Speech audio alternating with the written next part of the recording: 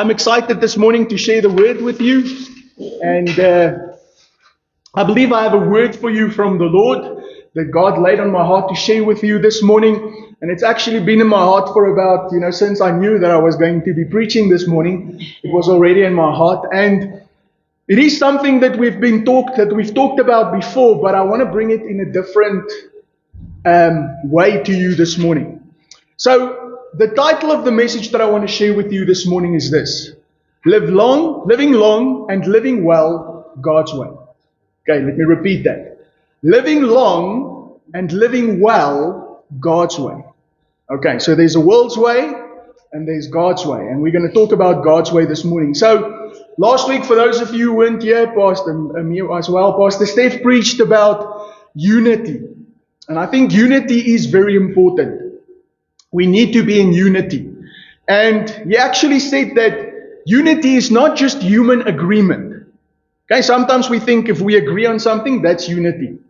But it is spiritual alignment of hearts and minds around God's truth. Okay, so we align our hearts and our minds around God's truth. And that is how we come into unity.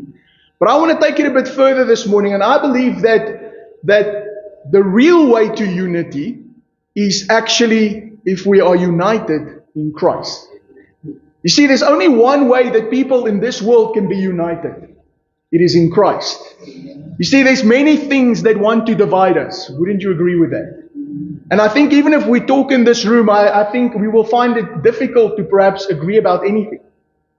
But we can be united in Christ. And Pastor Michael always uses the triangle. You know the triangle. Have you ever seen a triangle? If this is the middle point and there's two people, if we focus on one another, say I and Jan, we focus on one another, and we talk about all our differences and everything that we want to argue about, what's going to happen? We're going to move further away from one another.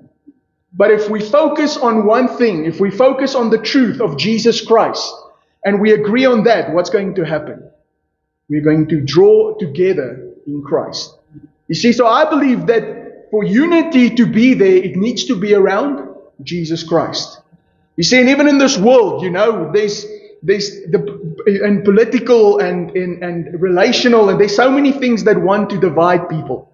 But we must believe that the first and foremost things for us is to be united in Christ. And that's our focus. Our focus is Jesus Christ, and that is what brings everyone and everything together. So, the Bible says when that unity comes, it is there where God commands the blessing. You see, you remember Psalm 133 where it says the oil flowing from Aaron's beard, okay, down to the people. That's the blessing of God flowing down to people. But it happens when there is unity. Okay, but it is there where God commands the blessing. So today, I want to give you another key so that we can live this blessed life of unity. And this is what I'm going to talk about today. So, I believe that every person wants to live a life that is meaningful, that is fruitful, that is filled with joy. Can I have amen? Amen. Do you want to live a life like that, or was that only me? Okay, so we want more than just years to be added to our lives, don't we? So many times people get older, years get added to their life, but we want actually to have days that are good days. How many of you would like some good days? Okay, I think we all want some good days. Strong relationships. How many of you would like strong relationships? We want peace of mind.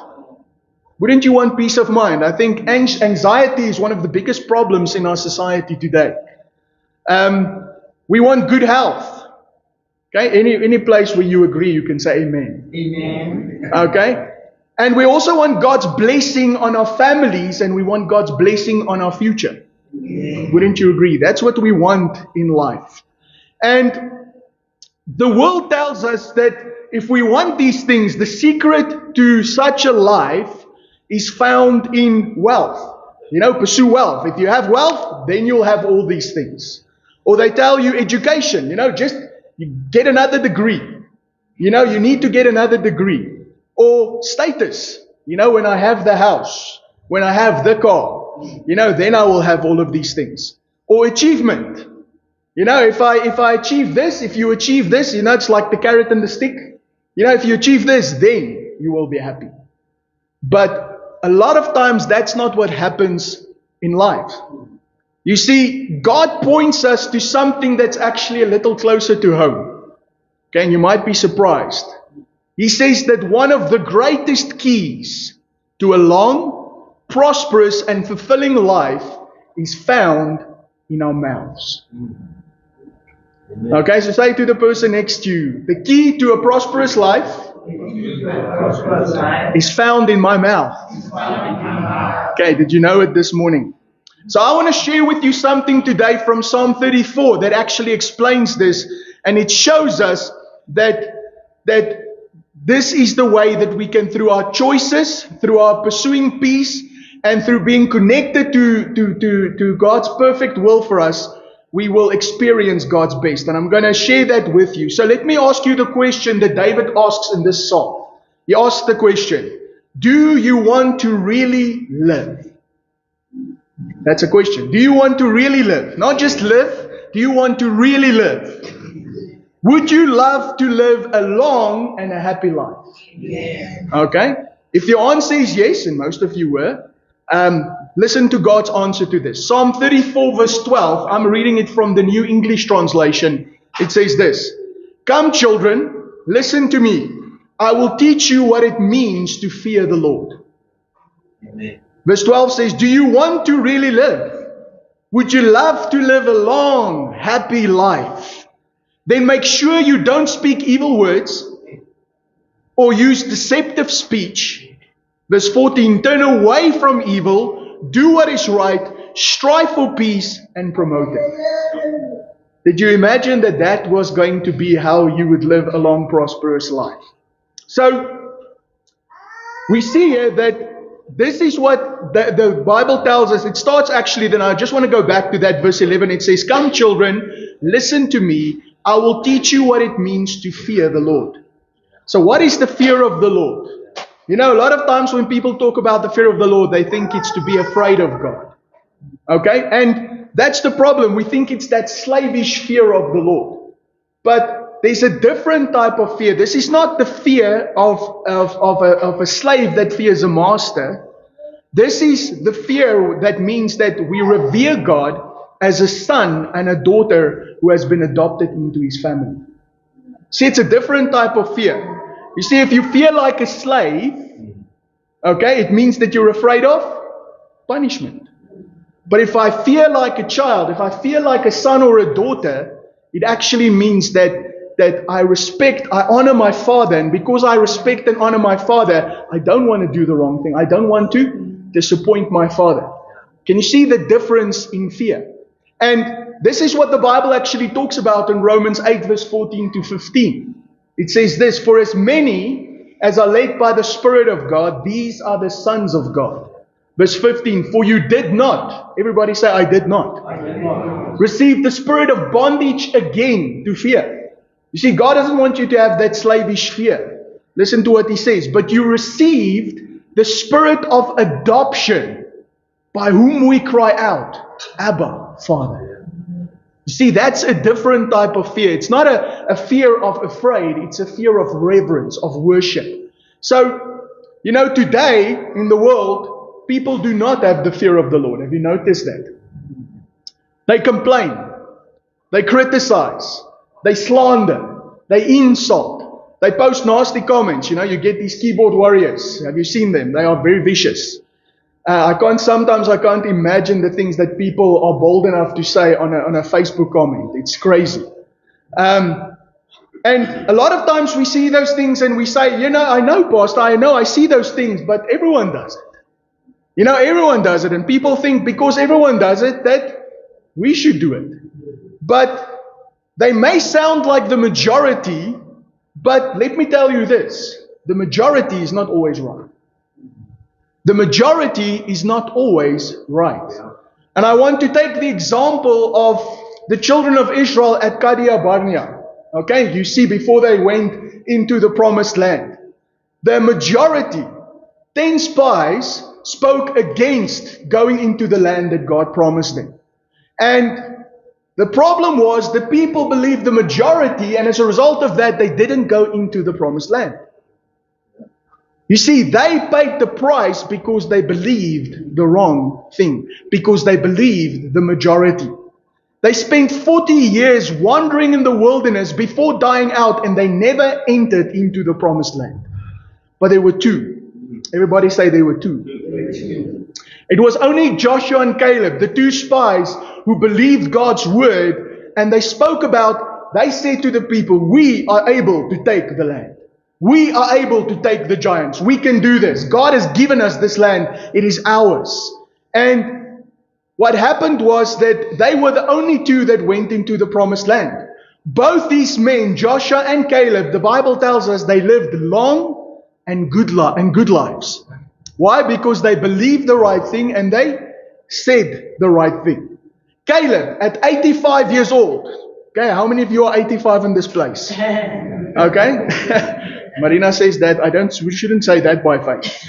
Okay. Caleb was 85 and he said, I am both as strong today as I was when the day that Moses sent me. He said, I can still take the giants. At 85 years old, he was still strong enough that he could take the giants because he believed God.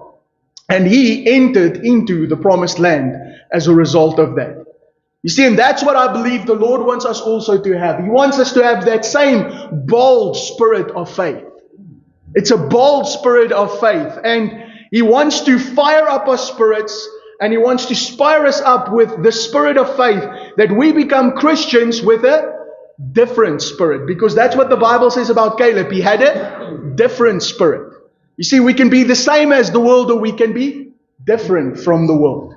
And that spirit of faith actually says this. It says, I believe, therefore I speak. I believe, therefore I speak. So once again, that brings me to what I was talking about. The key to living a good life is in your mouth. So Psalm 34:13-14, like I said, it says, make sure you don't speak evil words or use deceptive speech. Turn away from evil and do what is right. Strive for peace and promote it. Okay, so that's what Psalm 34, what David tells us. If we want to live a good long life, that's what we need to do. But Peter said the same thing under the new covenant. So this is not just an old covenant thing. This is a new covenant thing. 1 Peter 3 verse 10 and 11, Peter says this. For he who would love life. How many of you would love life? And see good days. Okay, you know, it's always good. The Bible also always talks about good days. But it always talks about the evil days. You see, evil days was just one. It's short. But we have good days. You see, God has good days for us. So it says, Peter says, he would love good life and see good days. Let him refrain his tongue from evil. His tongue from evil. And his lips from speaking deceit. Let him turn away from evil and do good. Let him seek peace and pursue it. So, like I said, we all want to see good days. Not just a long life, but a long life full of good days. And it is important, if we want that we refrain, like the scripture says, from using our tongues from evil and our lips from speaking deceit. And the Bible says we're instructed to turn away from evil and do good, seek peace and pursue it. So once again, the secret to a long good life is in your mouth. So in the Old Testament, always when we read these things in these verses, it is always in a negative sense. It's a negative instruction. Okay? Because it's the law. The law is a lot of times negative instruction. It's things that you need to do. But in the New Testament, it is always a positive instruction. And we see this instruction in James 3. James 3 verse 2 actually talks about this. It says that if anyone can tame his tongue, he is a perfect man. So how many perfect people are here in this place? How many of you have tamed your tongue? Okay. Okay, I'm going to help you to do that today. We're going to learn how to tame our tongue the biblical way. Okay, but the problem is this. There is no one on this earth that is perfect. I don't care how good you are. You know, I'm not perfect.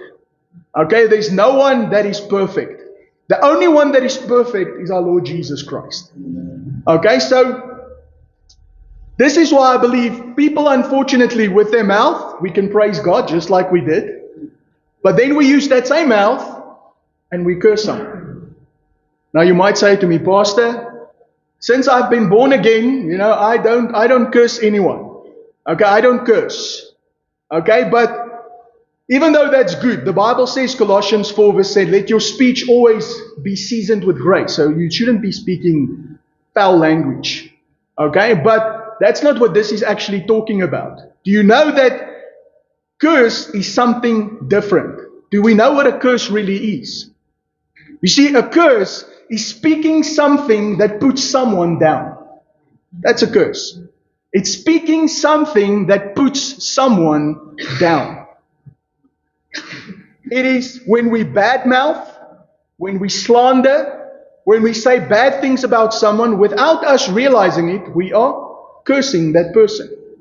I want you to notice Jesus said, Matthew 21 verse 19, you remember when he cursed the fig tree? How many of you have read that before? You also read it in Mark 11. Jesus curses the fig tree, but do you notice he never said, fig tree, I curse you. What did he say? He said, no one will ever eat fruit from you again. Let there grow no fruit on you again. So we see the words that he spoke released the curse. It was the words that he spoke. It was the things that he said. And you see, this is what a curse is. A curse is actually speaking limitation. That's what a curse is. It is speaking limitation. A curse is speaking failure. A curse is speaking defeat. A curse is speaking negatively over someone who is created in the image of God. Now we can say amen or amen. Amen. You see, that is what happens when we speak a curse. When we constantly tell our children, you will never learn. You are always careless. You will never succeed. What are we doing? We are speaking death instead of life. And it's no wonder the Bible tells us in Proverbs it says, death and life are in the power of the tongue. Now, there's been many experiments done about that. You can go and you can watch online. You can see how if you speak curses over plants, they die. If you speak blessing over them, they grow. There's experiments that they've done that have proved this scientifically. But the Bible said it a long time before anyone ever did an experiment, that the power of life and death is in the tongue. And the direction of your words often determine the direction of your life. But the question then is, how do we do this? How many of you have tamed your tongue, like I said? But praise God, there is divine help for our tongue. Say to the person next to you, there's divine help for my tongue. You see, God has given us a way to help us tame our tongues. And the way that He has done that is He has given us a gift. And that gift came on the day of Pentecost when the church was born. And on that day, the Holy Spirit came, and with Him came all the gifts of the Spirit that came along with that, and including one of those gifts were the gift of speaking in tongues. See, why do you think God gave us this gift? Because He knows that we can't always say the right thing. But when we speak in tongues, we're saying the right things.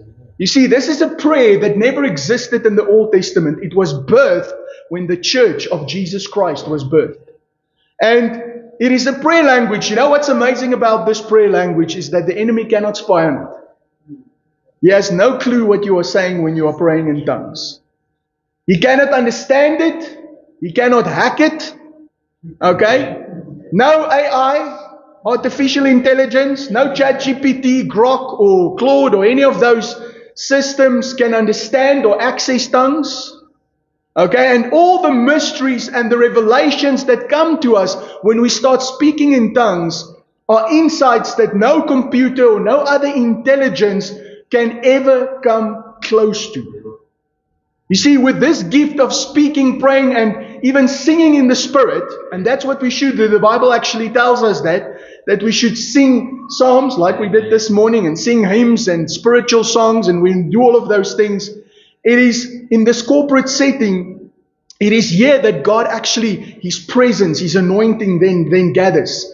And what is amazing about that is that gift also causes us to redeem the time. It brings us into kairos moments. Do you know what a kairos moment is? You see, we have chronos time and we have kairos time. Chronos time is chronological time. As we were sitting here, time passed by. But chronos time is God's divine appointed time. Do you know that God has a divine appointed time for you? Yeah. There's divine appointed seasons for you where everything just aligns perfectly and you step into the perfect will of God. But did you know when we start praying in tongues, we start setting up these divine moments, these kairos moments that God brings us into. And this is what Ephesians 5 verse 15 to 20 talks about. So listen to this. It says, "See then that you walk circumspectly, not as fools, but as wise." Okay, so Paul is telling us, how do we do this? Okay, he says, verse 16, redeeming the time. Redeeming the time because the days are evil. Wouldn't you agree with that? If the days were evil then, I think they are more evil now. Verse 17 says, "Therefore do not be unwise, but understand what the will of the Lord is. And do not be drunk with wine, in which is dissipation, but be filled with the Spirit, speaking to one another in psalms and hymns and spiritual songs, singing and making melody in your heart to the Lord, giving thanks always for all things to God the Father in the name of our Lord Jesus Christ." So Paul actually says so much there. He says we can redeem the time. He says we can know the will of the Lord. He says we can be free from things that bind us, like he says there, don't be drunk with wine. You can be free from things that bind you. And you can be filled with the Spirit. And when he talks there about being filled with the Spirit, it's not just the one time where you are filled with the Spirit and you speak. It's a continuous filling. You can be continually filled with the Spirit. And he tells us the secret to that is what? Speaking in tongues. Isn't it powerful? You can redeem the time. You can be at the right place at the right time by praying in tongues, by praying in the Spirit. You see, and this is something that we don't realize how powerful this is. 1 Corinthians 14 verse 4 talks about, this is a gift that God has given us. It says, "He who speaks in a tongue edifies himself." You edify yourself. So that word edify there actually means it's like a house that is being built. Okay, and this every time that you pray, there's things added to this house. The house is being repaired. The house is being built. And every time that we speak in tongues, this is actually what is happening. You are repairing your house. You are repairing even your physical body when you are praying in the Spirit. You see, wherever you are, whatever you are doing, we can actually practice this. Have you noticed, praying in the Spirit is a gift that God has given you that you can practice anywhere. You don't need to wait for it to be a special. You don't need an anointing to come upon you. You can do it by will. God has given you this gift so that you can do it. And the thing is that the moment we start doing this, you start praying in the Spirit. Whenever you are driving somewhere, when you start and when you get there, you're going to be in much better shape when you get there. You see, when you are under stress, when worries and anxieties fill your heart and your mind, what do you need to do? Sing and pray in tongues.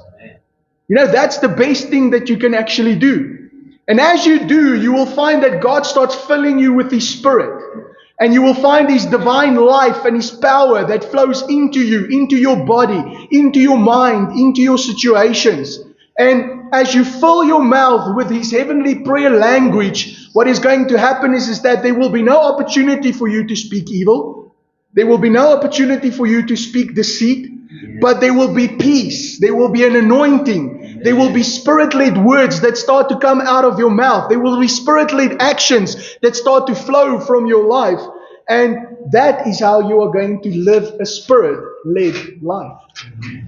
So, I know maybe not everyone at the moment is speaking in tongues, but I want to say this to you this morning. It is a gift. It is a gift that God wants to give to every single believer. And this is the thing about a gift. You don't earn it. You receive it. So it is something that you can receive, and you can just receive it. And we'll pray for people to receive it, for those who want to receive it. But you see, this is the thing. The Spirit-filled life is lived mainly by believing and speaking. You see, we don't understand this. We think that we live the Spirit-led life in a different way. You see, when we look at the world around us, there's a lot of emphasis on doing. Okay, there's a lot of emphasis on doing. You have to do this, you have to do this. And achieving through our own effort. We have to do this in our own power, our own ability. The best helping hand is on the end of my arm. You know, God helps those who help themselves. Let me say that to you. That's not in the Bible. You will find that nowhere in the Bible. It's not a proverb. It's not biblical. God doesn't help those who help themselves. God helps those who rest in His grace, who receive from Him. Those who are humble. Okay? So, it may make sense in the natural that we think this way. But if you see according to the Bible, how are you saved? You are saved by grace, yes. But how did you receive the greatest gift of all? How did you receive salvation? You were saved when you confessed with your mouth and believed in your heart. And many people, when they hear that, they think that sounds so simple. And yes, it is simple, but it wasn't cheap. It wasn't cheap. Jesus paid with His life so that you can receive salvation so simply by grace. You see, by believing in your heart and confessing with your mouth, you can receive salvation. And if that is the way that God made you receive salvation, that's also the way that He wants you to receive everything else. You see, in Genesis, when God created the world, how did He create the world? With words. He spoke words. And we as children of God are made in the image of God. We are made in the likeness of God. We are not made in the image of an animal or a monkey. You see, when we speak, this is the important thing, and this is what the devil doesn't want you to know this morning. When you speak, evil spirits obey. They are afraid when you speak in your God-given authority. So, don't underestimate the power of believing and speaking. Don't underestimate the power that God has put in your mouth. You know, actually, with communion, I learned this, that do you know how the curse came into the world? Through eating. Okay, that's how the curse came into the world. People ate the fruit that they shouldn't have eaten. So God has given us something else. He has given us communion to change that. Okay, so when I eat the life, when Adam and Eve ate the death, but when we eat the life of Jesus in the bread and the life in His blood, then we receive life instead of death. You see, that's how the curse came. But it also came through the mouth. Can you see how important the mouth is in God's kingdom? You see, Ecclesiastes 8 verse 4 actually talks about this. It says, where the word of a king is, there is power. Where the word of a king is, there is power. And I don't know if you've ever noticed this, but how does a king exercise authority? He just speaks. He doesn't go do, he just speaks. He speaks and it happens. He speaks and it manifests. So we are, according to the Bible, according to Revelation 1 verse 6, the Bible tells us that God made us kings and priests. We are kings and priests, so we have the authority to speak. But faith is not a lot of time. People think faith is all about doing. You know, and we know the Bible does say faith without works is dead. But we focus so much on the doing, we forget about the speaking. So the doing will follow when you believe right. You see, I always use this example when I talk about faith. It's this chair that you went and you sat on this morning. When you came and you sat down on this chair, you believed that the chair would hold you. Okay, what did you do? You sat. So because you believed, there was corresponding actions. Okay? The corresponding actions it didn't have to think about it. You didn't have to say, okay, I'm going to have to figure it out. How is this going to work? You believed and therefore you acted. There was corresponding actions. So when we believe right, when we speak right, there will be corresponding actions aligned with our faith. So faith is not just about doing, it is about speaking and believing.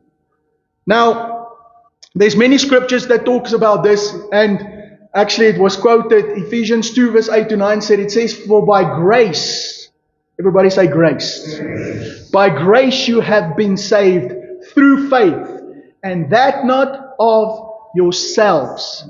It is a gift of God, nor of works, lest anyone should boast.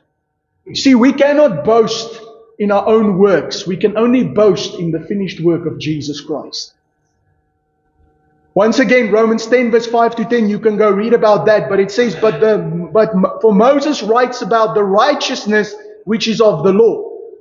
Okay, it says, the man who does these things shall live by them. Can you see the Bible talks about the works of the law? It's the things that we do. But then it says, but the righteousness of faith speaks in this way. Do not say in your heart, who will ascend into heaven to bring Christ down? Who will descend into the abyss? That is to bring Christ up from the dead. But what does it say? The word is near you. It is in your mouth and it is in your heart. You see, that is what the Bible talks about. That is that faith. So when we believe, we do not trust our efforts. We do not trust ourselves. Instead, in whatever we do, we put our trust in the Lord. So to make it practical for you, you know, a lot of times people put, if they want to take care of their health, they put their faith in the food. Okay, they say, okay, I'm going to need to eat better food. Or they say, you know, I need to exercise more. Okay, and those are good things to do. But has those things ever brought divine life? No. Even the Israelites who ate the best diet, the Bible diet that everyone is talking about, even the Israelites who ate those diets were sick. And if you don't believe they were sick, look at the Bible. Jesus went and He healed them. There were some of them who had some terrible diseases. Okay, they still had sicknesses and diseases. So the trust can never be in food, because when the curse came into the earth, the curse came upon the food. So the things of this world there's a curse on the things of this world. You cannot trust earthly things. So what this is talking about, it is saying that our trust is not on those things. Our trust is in God, divine health. So what do I do? When I want to do something, when I want to take better care of my health, I go to God and I say, Lord, I want to take better care of my health. Lord, help me. His grace comes upon you, and then you start exercising, you start eating the right food. You bless your food, but that's why we bless our food before we eat it. You bless your food, and when you do that, the blessing of God is upon it, and instead of bringing the curse, it brings life and healing. In your work, I don't do my work and say, you know what, look at what I achieved. I go to God and I say, Lord, thank you, Lord, that you give me the grace to do my work so that I can glorify you. And instead of then working for promotion after promotion after promotion, I just work for the glory of God. And as I work for the glory of God and His grace comes upon me, then I start doing much more than I could ever do before in my own ability. Can you see the difference under grace and how we live under grace? So, when we start praying in the Spirit, this will start to bless those around us. It will start to activate the spiritual life and these spiritual things into your life.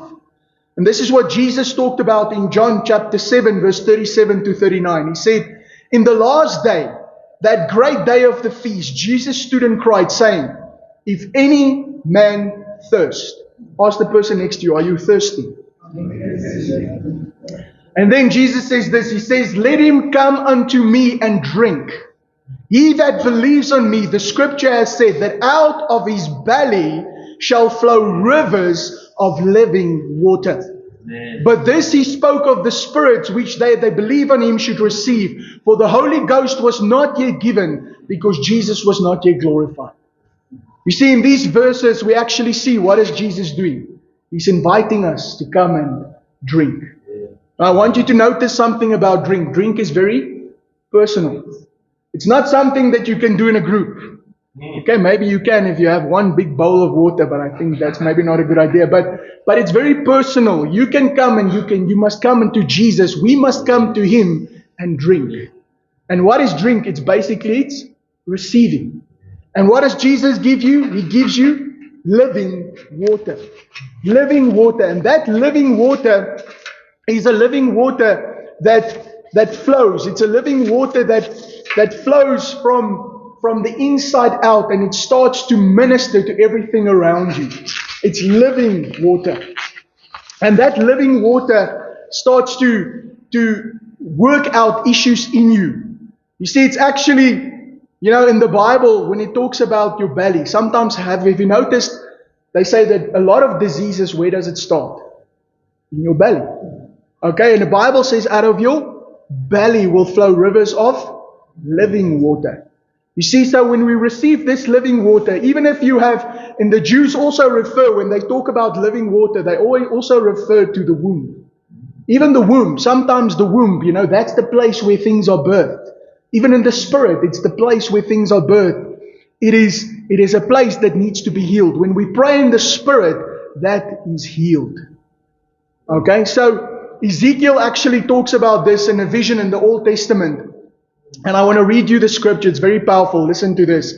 Ezekiel chapter 47, verse 1 and verse 8 to 12. He says, this is a vision that Ezekiel saw. And I actually had a picture that I wanted to show you of this temple. But then he brought me to the back door of the temple, and there was water. Everybody say water.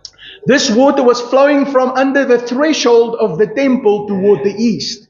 For the front of the temple faced the east. The water was flowing from under the right side of the temple, south of the altar.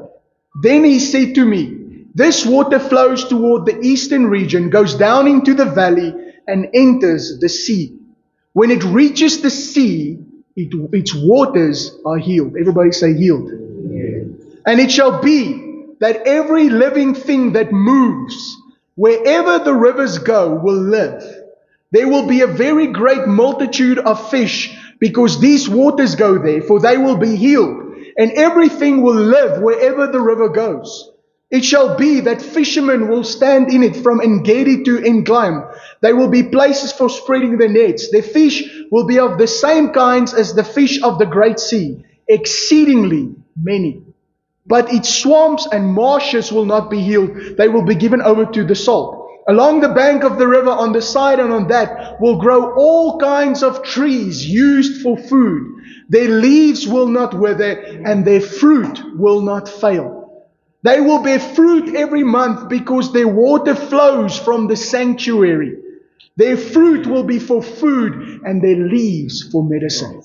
I'm going to explain that to you. It's actually a very powerful vision that he saw. But in this vision of the temple, the prophet was actually brought to the door of the temple. And he sees at the door of this temple, he sees the water that is flowing toward the east on the right side of the temple. And along the banks of this river, there are all sorts of trees that are growing there.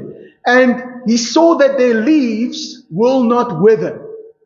Now, and it says, and their fruit will not fail, and the trees will bear fruit every single month. Now, the leaves that it refers to there is health. It is health. So it actually says it's leaves for medicine, medicine for health.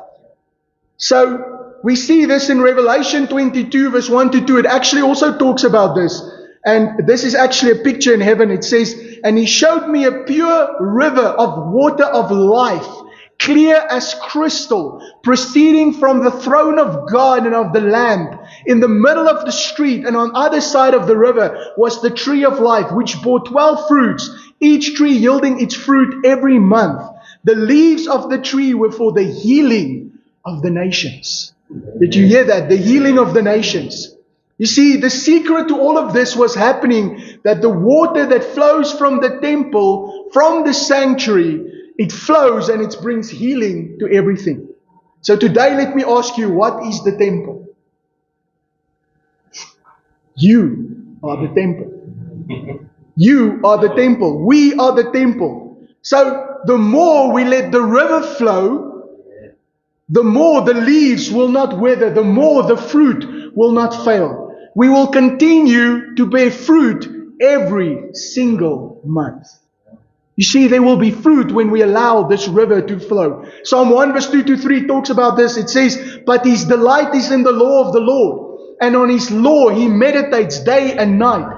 He is like a tree planted by rivers of water that brings forth its fruit in its season, and its leaf shall not wither, and whatever he does shall prosper. You see, as we do this, as we pray in the Spirit, whatever we do shall prosper. You see, we will remain evergreen. We will produce fruit. We will have revelation knowledge, and that revelation knowledge from God, from our spirit, will feed our soul. And the water will flow, and the Bible actually says in that verse, it will even flow to the Dead Sea. And it will bring life to the Dead Sea. Do you know the Dead Sea is the river in Israel where the water flows into, but everything that goes into that Dead Sea dies. But when we start praying in the Spirit and this life starts to flow through you, it will bring life even to the Dead Sea, and the things that was dead will bring life. You see, because of Adam's sin, man was cut off from the life of God spiritually, but now God is through Christ has connected us to Him again. And that life is going to flow once again, and it will manifest when there's health issues, when there's mental health issues, when there's depression, anxiety, relationship problems. All of this life will flow into that, and it will bring change and transformation. So if you are experiencing physical problems in your marriage, a manifestation of death in any area of your life, know this morning that Jesus wants to come into those areas and He wants to save them. You see, Jesus came to conquer death through the rivers of living water, the dead areas that are in your life. And in Ezekiel's vision, we see that when it reaches the sea always talks about humanity. You know, I was telling them this morning, the only way that we're going to change this world is not by political alignment, not by, putting other people in government, not by doing any of those things. The only way that this world is going to be changed is through people receiving salvation of Jesus Christ. People's hearts need to be changed. And the only one that can change people's hearts is Jesus Christ.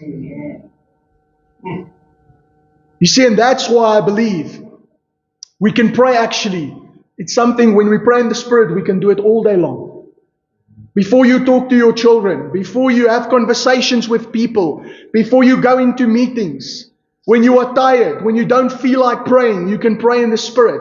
But the enemy wants to stop your mouth from praying in the Spirit. You see, he wants your mouth to speak bad things. He wants your mouth to speak evil things, because when you're speaking these things, God cannot do in your life what He wants to do. But when you're speaking in tongues, speaking in psalms, hymns, and spiritual songs, there will be no room for evil words. His living, healing water will start to flow from out of you. And you've probably heard this before, and I close with this. Don't just talk the talk. You've got to walk the walk. You see, but it actually says to us that we shouldn't just pay lip service to what we hear. We have to put into action what we believe. And it's good in certain situations, but when it comes to the things of God, the Bible places a different emphasis. And I said this to you. He said, Psalm 34, does anyone want to live a life that is long and prosperous? Then it's time that you start talking the talk. It's time that you start speaking the spiritual talk. And these verses show us that we can define the reality that we experience because of the words that reveal the truth that is already in our hearts. And that's how faith works. Faith works by believing and speaking. And that's why the Lord wants us to guard and watch what we say. Guard and watch what you say. And this is the message that I believe God has for me, for you this morning. Guard what you say about your life.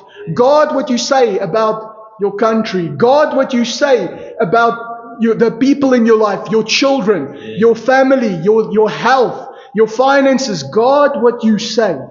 Because with our lips, we either release faith for miracles or we hinder them. Now, what's even better than just guarding your lips? Because it's difficult.